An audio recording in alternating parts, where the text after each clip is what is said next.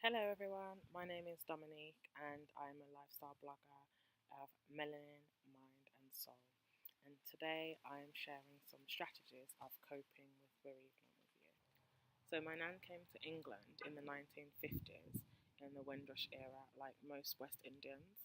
She started off by working in a factory, then she became a nurse, and then later, after that, she became a foster carer. In 2012, she survived a heart attack, and after that, she really lived life. She started going to painting classes, IT classes, any church event going. Just know that she was there. Her and my granddad were there. And she would say that she really wanted to live because God had given her a chance because she could have died at that time. My nan was admitted to hospital, and I was on the phone to her, and I was getting regular updates on how she was doing and how all the church people were doing and all of the visitors that she had that day. So before ending the phone call, I said to my nan, "I love you, nan." And she said, "I know you do, my granddaughter, and I love you." I didn't know that would be the last phone call we ever had together. A few hours later, I got a phone call to say that my nan had gone, and my heart is still broken. Our last phone call together was at around 7 p.m. on a Saturday, and by 10 p.m., my cousin rang me to say that Nan had gone. And my first reaction was gone where? Because I know she's in the hospital, so where could she possibly gone? Earlier this year, I left London for a sunny place called Nevis of the Federation of St Kitts and Nevis in the Caribbean. So I had a lot of leaving London lunches, and on one of them with my cousin and my friend, I actually shared a memory of my nan for the first time without thinking about the fact that she was gone. And I just shared the memory because it was appropriate at that time. So this is one of my strategies for coping is being able to talk about the person that has gone and feel happy about having that memory. I didn't feel overwhelmed or feel the need to run off and cry. I just enjoyed sharing the memory at that moment.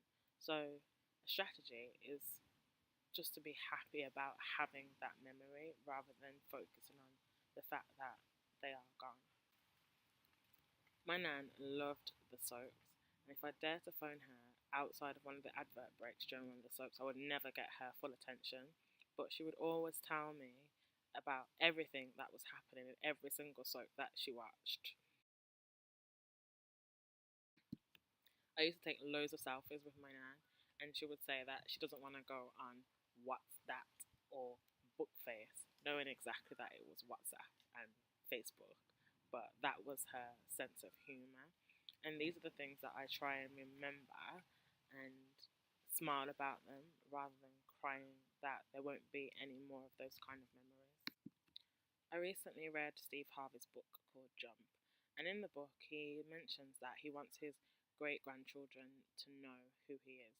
So I feel like by losing my nan, because she meant so much to me, that I need to live my life so that my great grandchildren know who I am.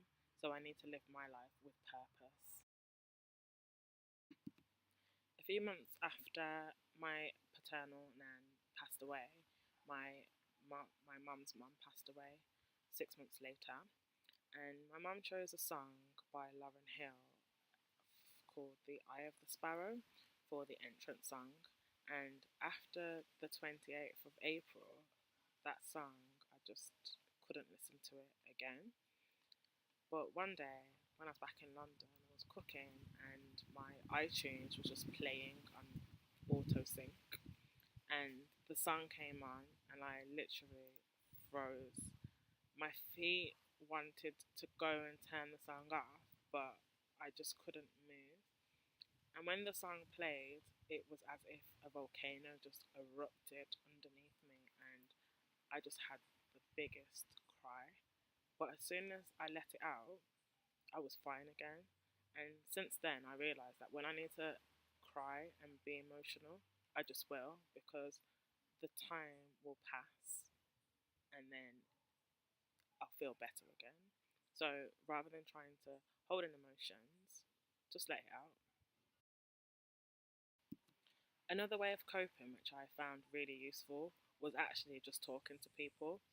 Sometimes I would talk to people about how I was feeling when I was grieving at the beginning, and sometimes I would just talk to people. It didn't have to be about how I was feeling, and often it was a nice distraction when a friend would be like, "Let's go out for a drink," and it wasn't a way of avoiding how I was feeling, but a welcome distraction to do something else and just to have a general conversation without feeling down and without feeling low all of the time.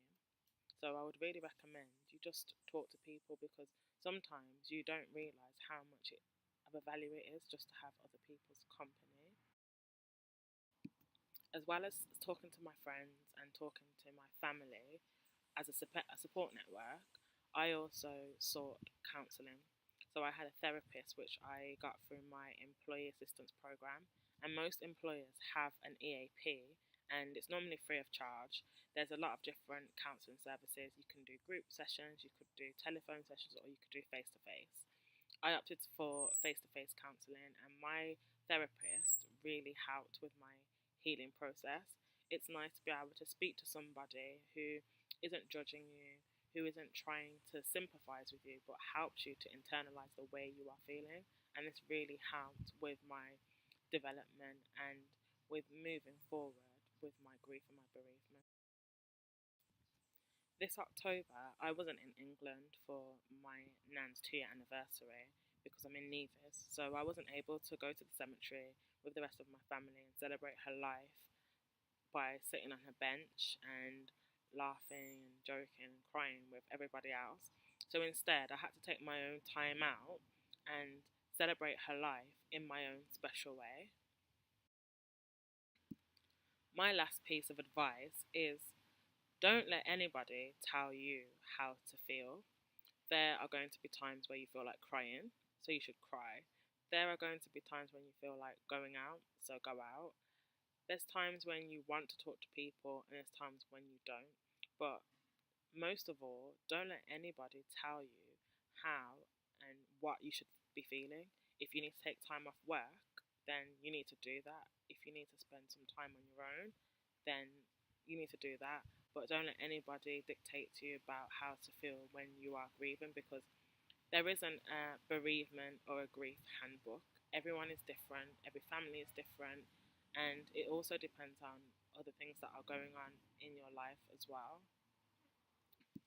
So, my advice is to share memories of when they were alive and not focus on their death.